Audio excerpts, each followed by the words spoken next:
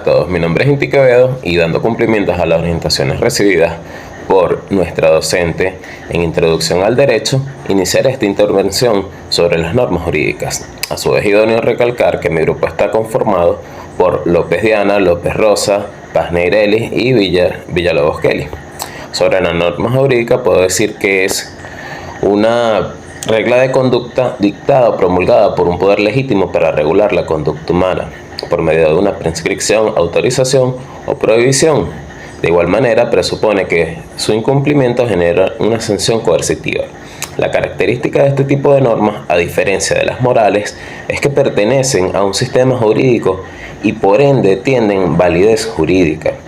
Pueden ser generales y particulares. Las primeras establecen exigencias para todos los miembros de una clase de individuos. La segunda establecen normas para un individuo determinado. Sus elementos son sujeto, objeto, contenido y sanción. En cuanto al sujeto, podemos decir que es la persona o la entidad a la que se dirige la norma y que debe ser cumplida, ya que puede ser dada a un grupo de personas o incluso a una institución. El objeto se refiere a la materia o al ámbito al que se aplica la norma. Puede ser el derecho civil, penal, laboral, entre otros. En cuanto a su contenido, es el conjunto de reglas y disposiciones que establece la norma. Define los derechos y obligaciones de las partes involucradas y establece los criterios para su cumplimiento. Y finalmente, sobre la sanción, es la consecuencia o castigo que se impone en el caso de incumplimiento de la norma. Puede ser multas, penas de prisión o medidas coercitivas. Estos elementos se combinan para crear un marco legal que regula la conducta de las personas en una sociedad determinada. Saludos, mi nombre es Neideli Paz, estudiante del primer año de Derecho de la SP02 en la UNEYES Barinas. En esta oportunidad les hablaré sobre un tema de su proyecto de Introducción al Derecho, y este es cuáles son las características de las normas jurídicas. Bien, así como en el derecho, existen diversas características que hacen a cada sistema jurídico diferente de los demás. Lo mismo sucede con las normas jurídicas. Sin embargo, las diferentes normas jurídicas tienen en común una cosa: sus principales características son exigibles. De hecho, se diferencian de otras clases de reglas gracias a ellas. Veamos cuáles son. Heterónomas. Son impuestas por alguien distinto al individuo. Deben obedecerse. Por ejemplo, el cumplimiento de un contrato. Bilateral. Existen dos partes, una que debe cumplir con las normas y la otra responsable de exigir que se cumplan. Por ejemplo, el homicidio. El autor del homicidio es una parte y el Estado es la otra parte que exige la responsabilidad por matar. Exigibilidad. Se pueden hacer cumplir mediante sanciones. Por ejemplo, una sanción por conducir en exceso de velocidad. La coercibilidad es la otra característica fundamental de la norma del derecho. Si bien a través de la bilateralidad se observa que la norma postula un deber jurídico que debe ser cumplido por parte del obligado, el solo hecho de que ese deber jurídico sea impuesto no es suficiente para su cumplimiento. Con respecto a la norma moral, no sucede lo mismo, porque cuando una persona está obligada al deber moral, lo está en vista de que el contenido del deber es valioso. La generalidad se ubica asimismo como carácter fundamental de la norma jurídica. Se hace consistir a la generalidad en lo siguiente: la norma jurídica prevé para categorías de personas y no para personas en particular. También se entiende como otro carácter propio de la norma jurídica, de acuerdo con lo que sostiene Legaz la Cambra. Al decir que la norma es permanente, no se quiere significar que ella sea eterna, que se rija infinitamente en el tiempo, dado que existen normas jurídicas en las cuales el legislador determina previamente el tiempo de su duración. Lo que significa la permanencia es que la norma jurídica no dispone solo por el tiempo que dure la vida de quienes la han dictado o para sus primeros destinatarios, sino para regir durante todo el tiempo de su existencia hasta que no venga una nueva norma jurídica a derogarla o hasta que se cumplan las condiciones que fueron establecidas por el legislador para que cese su vigencia. Gracias. Saludos cordiales, mi nombre es Kelly Villalobos, estudiante del primer año de Derecho de la sección SP02 de la UNEYES Barinas. Por instrucciones del subproyecto de derecho, el día de hoy me corresponde desarrollar el punto sobre la estructura de la lógica de la norma jurídica. La estructura de la norma jurídica, según Kelsen, está conformada por tres partes. La primera, la estructura de la lógica de la norma jurídica. La segunda, la primaria y la secundaria. Y la tercera, el supuesto jurídico. Cuando nos referimos al derecho, nos referimos a la norma jurídica. Estamos hablando de uno de los aspectos más importantes del derecho. Así pues, la norma jurídica se puede imponer por la fuerza. La sanción es segura. Las normas jurídicas constan de estabilidad, es decir, la hace el Estado. También existen otros tipos de normas jurídicas, como cuáles, como las sociales, las religiosas, las morales, entre otras. Las normas jurídicas solo le importan las relaciones jurídicas y los hechos jurídicos anteriormente explicados. No obstante, hay casos en que las normas jurídicas sí le importan las relaciones no jurídicas que se toman en cuenta para fines jurídicos, como por ejemplo, la amistad de una relación no jurídica que puede ser tomada en cuenta para echar a un juez o jueza si éste es amigo de una de las partes.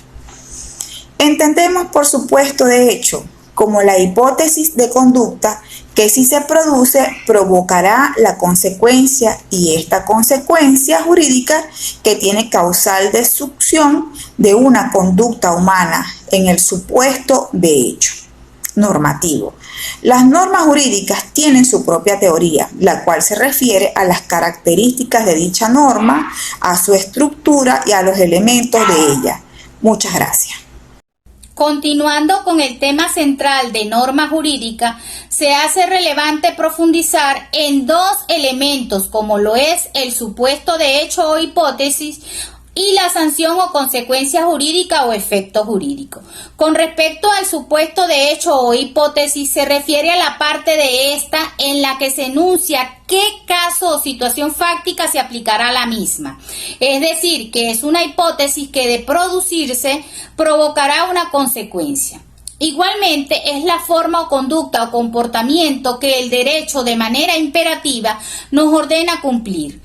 Por lo tanto, se puede definir como la realidad social que la norma quiere regular, contemplando la previsión hipotética de un futuro acontecimiento de variada naturaleza, que puede ser un hecho natural, en este caso una catástrofe, un acto humano, matar, o situaciones en las que se encuentran las personas, en este caso podría ser un menor de edad.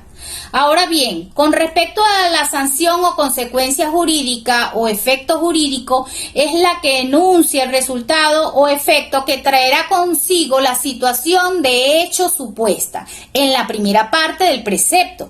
Es el efecto que tiene por causa la operación lógica de la conducta en el supuesto de hecho normativo.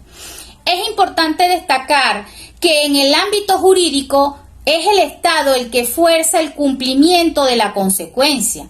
El caso típico se puede encontrar en el derecho penal, en donde el Estado fuerza el cumplimiento de una pena a quien ha cometido un delito, o sea, un supuesto de hecho. En este sentido, es pertinente mencionar que toda norma jurídica tiene un supuesto de hecho y una sanción o consecuencia jurídica. No hay consecuencia jurídica sin un supuesto al que en una fuente de conocimiento se le haya relacionado ella imputativamente.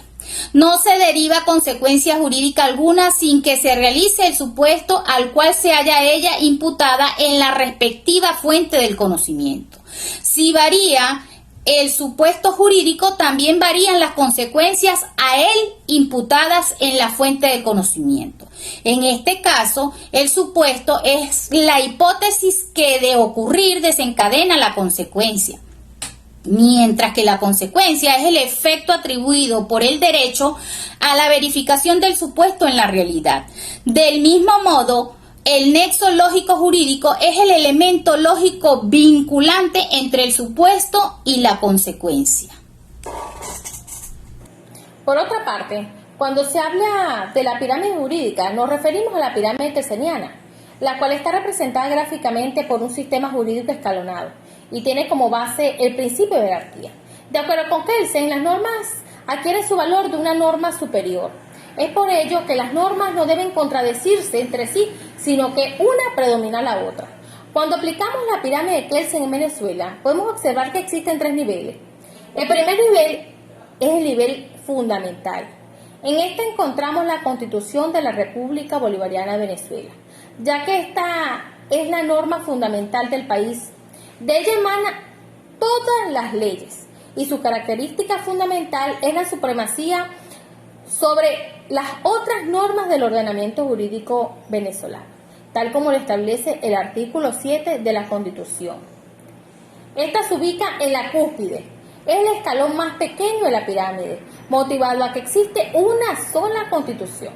Ahora bien, los tratados internacionales en materia de derechos humanos se encuentran allí, ya que el artículo 23 de la Constitución le da rango constitucional. El segundo nivel es el nivel legal. Este es más ancho, porque existen más leyes.